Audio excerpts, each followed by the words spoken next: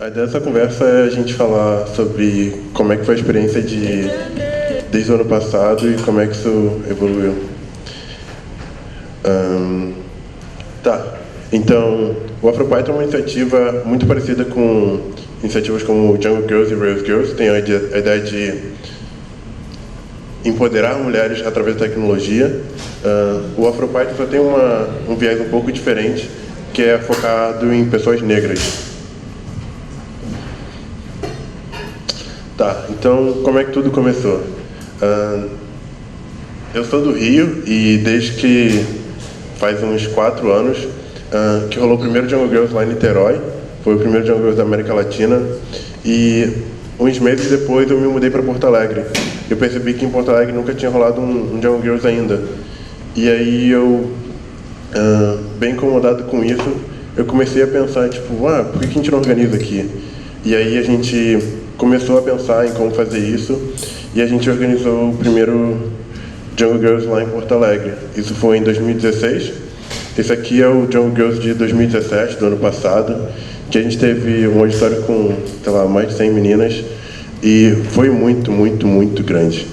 Foi um desafio gigante, mas a gente conseguiu. Então, no primeiro a gente tinha um grupo bem pequeno de mulheres, um grupo bem específico, e nesse a gente tentou trazer mais diversidade, trazendo pessoas de diferentes backgrounds, pessoas de diferentes cores, mães. Então a gente tinha um espaço onde as mães podiam deixar as suas crianças. Então foi muito, muito legal. E eu comecei a me envolver cada vez mais com eventos para mulheres. E aí esse aí foi o evento em Caxias do Sul, antes da Python Sul do ano passado. E foi muito massa, tinha bastante mulheres e eu basicamente comecei a me envolver bastante com eventos para mulheres. Só que eu tinha uma dúvida, porque eu via eu ajudando várias pessoas que eram mulheres, que é um grupo que é super representado na área de tecnologia, mas eu não me via representado nesse grupo, porque as mulheres negras estavam sendo abraçadas pelos eventos de mulheres, mas os homens negros, que também eram super representados na área de tecnologia, não estavam lá. E eu não sabia muito bem, tipo, por que eles não estavam lá e o que faltava, o que precisava. Então eu comecei a entender, a pesquisar mais sobre isso, e aí é que entra esse vídeo que eu vou mostrar para vocês. A gente não sabe se você é branco ou negro, mas o que dá para afirmar é que esse fato define a sua vida.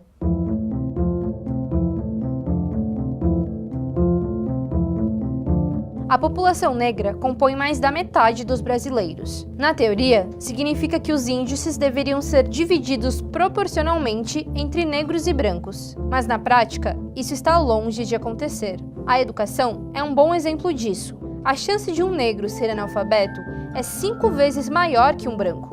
No outro extremo, somente 1 a cada 4 pessoas com ensino superior é negra. O impacto disso só aumenta quando pensamos fora da sala de aula. 70% das pessoas que vivem em situação de extrema pobreza no nosso país são negras.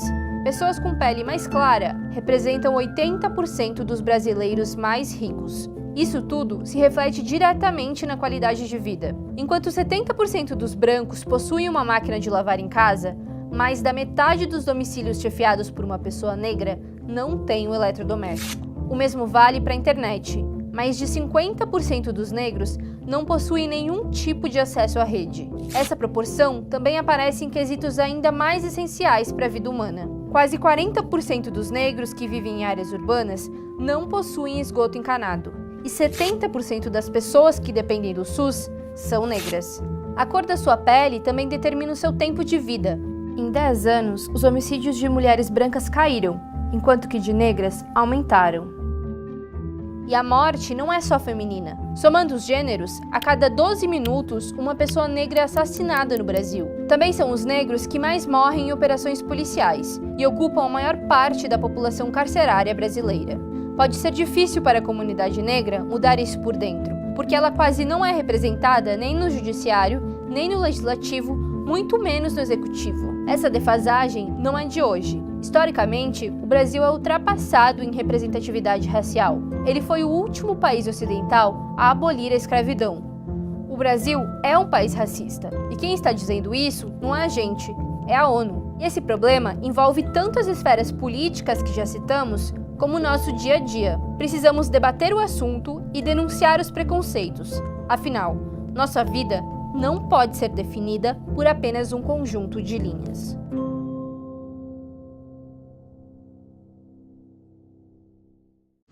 Esse vídeo é só uma maneira didática de falar sobre esse problema. É um vídeo de 2 minutos, então não vai abordar tudo que se envolve, mas o que eu queria trazer aqui era um resumo de o que se envolve. Baseado nessa pesquisa que eu fiz e nas coisas que eu aprendi, eu tive a ideia que era usar o mesmo modelo que as mulheres usam com Jungle Girls e Rails Girls para atingir pessoas negras. Porque, querendo ou não, trabalhar com tecnologia é um hack social. Porque pessoas que trabalham com tecnologia conseguem ter um salário consideravelmente alto num período de espaço de tempo muito curto. Por exemplo, o meu primeiro emprego, eu ganhava mais do que o meu pai, que é eletricista há mais de 30 anos, e com o tempo, isso só foi aumentando a diferença. O meu pai continuou ganhando o mesmo salário que eu ganhava quando eu entrei na área, e eu hoje ganho 3 vezes mais do que o meu pai. E aí, daí surgiu a ideia, então a gente teve a primeira reunião, que foi em 28 de julho do ano passado, e aí essa é a galera que estava comigo, Thomas, Andresa, Amanda e Jonas, e eu. Vocês veem quem é o carioca da história, eu sou o único de cachecol ali, né? Mas tudo bem. O AfroPython surgiu lá em Porto Alegre, que é onde eu estava morando e onde a gente conseguiu reunir essa galera. Inicialmente a gente criou a página do Facebook, e aí a gente começou a receber um montão de mensagem. Várias eram positivas, outras não eram tão positivas assim, mas uma maneira que a gente entendeu que a gente estava indo no caminho correto e que a gente estava fazendo algo bom foi quando a gente começou a receber várias mensagens de pessoas querendo fazer isso em outras cidades. A gente criou o site e várias pessoas começaram a acessar e entender melhor o que era o AfroPython, porque a página era muito sucinta. E a gente percebeu que a gente conseguiu algumas conquistas bem rápido, o que demonstrava uma necessidade daquele tipo de evento para esse grupo de pessoas. Então, a gente conseguiu vários patrocínios de uma maneira bem rápida. Então, inclusive pessoas físicas, ali tem a foto da Bia, que é de São Paulo, talvez alguns conheçam, que ajudou a gente com uma pessoa física. A gente tem a PSF, que também ajudou, e várias outras empresas de tecnologia. E aí, para organizar a primeira edição do AfroPython, que foi uma oficina, a gente teve o treinamento dos treinadores. Se vocês prestarem atenção, essa pessoa aqui sorrindo vai fazer um keynote aí no domingo, não sei se vocês sabem. Mas essa foi a galera que foram os treinadores da primeira edição do AfroPython. E antes disso, para mim era muito difícil ver pessoas negras sendo representadas na área de tecnologia. É muito difícil para mim ainda hoje ver uma pessoa negra que é referência para mim na área de tecnologia. E essa foi a primeira edição da AfroPython. Ela foi uma oficina, foi num Senac lá em Porto Alegre, e essa foi a galera que participou. As pessoas que vocês veem de camisa branca são as pessoas que participaram ou da organização ou como treinadoras, e a galera de camisa laranja são as pessoas que foram como participantes nessa oficina. Depois disso a gente teve uma segunda edição da AfroPython, que foi esse ano em maio, que foi sobre colocar pessoas negras na posição de protagonismo. Então a gente tinha algumas salas falando sobre alguns assuntos, e as pessoas negras eram tanto as organizadoras quanto as palestrantes. Então isso trouxe muita visibilidade, e pessoas negras como participantes, vendo outras pessoas negras como palestrantes e como organizadores, traz um ponto que a gente quer muito quando a gente faz eventos para mulheres como Jungle Girls e Rails Girls, que é representatividade. Essas pessoas conseguem se ver nessas posições trabalhando com tecnologia, o que é muito bom. Essa aí foi a foto da segunda edição do AfroPython. Então, não é um evento que a gente quer ter exclusividade para pessoas negras ou para pessoas pardas, mas é um evento onde a representatividade é super importante. Então a gente vai dar sempre prioridade para essas pessoas que hoje são super subrepresentadas. Tá, e aí, no final desse ano, eu queria entender algumas coisas sobre... Beleza, a gente fez o AfroPython ano passado, a oficina, a gente fez o AfroPython esse ano, o modelo de trilhas, mas como é que eu sei que essas coisas que a gente está fazendo está impactando as pessoas de uma maneira positiva? Então eu fiz um formulário bem simples e mandei para algumas pessoas que tinham participado do AfroPython uma vez, seja no primeiro evento, seja no segundo, e a pergunta que tinha era: como o AfroPython impactou a sua vida? Era essa pergunta e um nome, se a pessoa quiser deixar, e as respostas foram muito incríveis, porque mostra novamente que a gente está indo na direção certa. Então, eu vou ler esse aqui primeiro. Impactou na autoestima, representatividade e orgulho. Esse era um dos pontos quando a gente pensou em criar o AfroPython. Era um evento que a gente queria trazer não só representatividade, mas empoderamento para as pessoas negras para ocupar esses espaços. Foi lindo encontrar uma equipe tão unida, criando empatia, incentivando o crescimento na carreira, ajudando outros negros, falando de mercado de trabalho na área de tecnologia, que na minha cabeça seria improvável para o negro.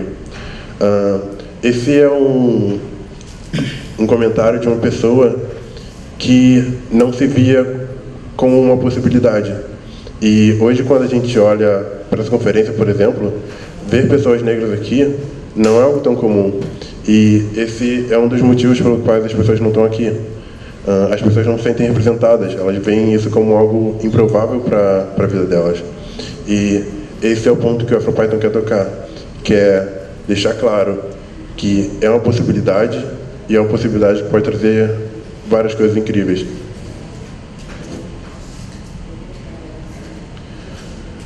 O AfroPython me ajudou a conhecer coisas novas, perceber outras possibilidades e me fez sentir acolhido.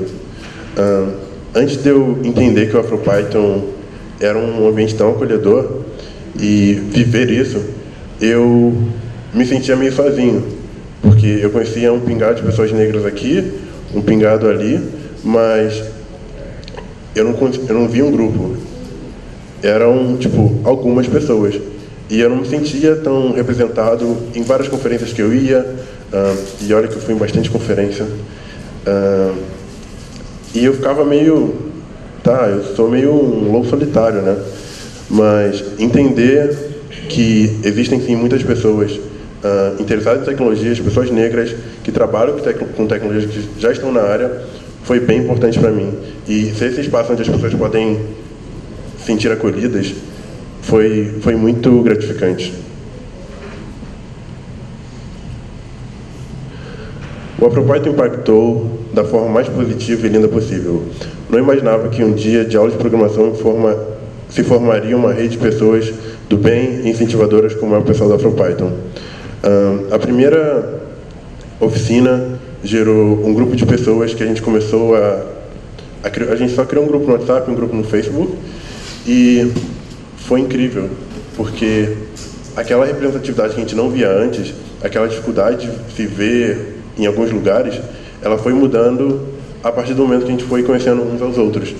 Então, pode parecer um negócio simples, tipo um grupo do WhatsApp, mas é um negócio que traz muita felicidade, e você vê que, você não está sozinho e que tem outras pessoas ali com você. Então, é uma maneira incrível de impulsionar. E tem dois aspectos que eu acho que são muito importantes. Um são as pessoas que não se veem nessas possibilidades, como trabalhando com tecnologia, por exemplo. E o outro são as pessoas que já estão na área, que se veem sozinhas ou que se sentem, eu me senti antes. Então, essas duas edições do AfroPython que tiveram, a primeira foi a oficina para mostrar para pessoas negras que programação não é um bicho de 7 cabeças e que é uma possibilidade para elas. E a segunda edição, onde colocava pessoas negras que já estão na área como protagonistas de suas carreiras, isso foi incrível e atinge os dois grupos que a gente tinha em mente no início. E aí vem o futuro. O futuro certo, porque é uma iniciativa muito legal, mas a gente queria escalar isso, porque hoje a gente teve 2 edições, as 2 foram em Porto Alegre, mas existem pessoas no Brasil inteiro sofrendo com esse tipo de situação. Então, a ideia é que o AfroPython seja algo tão fácil de fazer quanto um Rails Girls ou um Django Girls. Então a gente está trabalhando para isso, só que é uma mão fazer isso, é muito trabalho. Então você preparar todo o material para que as pessoas consigam realizar o evento, explicar como é que eles pedem apoio da PSF para conseguir fazer seus eventos. E esse é um ponto muito importante. A maioria dos Django Girls que eu vi sendo realizados, sem o dinheiro da PSF, não seria possível. Então, o ponto de a gente gostar de tecnologia e ter a PSF para ajudar, já é um baita suporte. Então, vários Rails Girls que eu vi sendo organizados em Porto Alegre dependiam exclusivamente das empresas, que eles conseguiam ou não apoio. Então, a PSF é um super hack que a gente tem na comunidade Python, que a gente pode utilizar para fortalecer esse tipo de pessoas também. Tá. Como ajudar a construir esse futuro? Esse futuro não é construído só por pessoas negras. Assim como esse ano na Python Brasil a gente tem várias mulheres palestrando. Esse não é um trabalho que começou agora. Antes de São José dos Campos, em 2014, não tinha nem Django Girls antes da Python Brasil. Desde lá, tem todo ano. Teve em São José, teve em BH, teve aqui, teve Florianópolis. Obrigado. Então, essa é uma super tradição que a gente agora tem na Python Brasil e na comunidade Python, que é super importante. E não foi algo construído somente por mulheres. Como a gente tem um problema que é social, a gente precisa envolver todas as pessoas que a gente pode para resolver isso da maneira mais efetiva possível.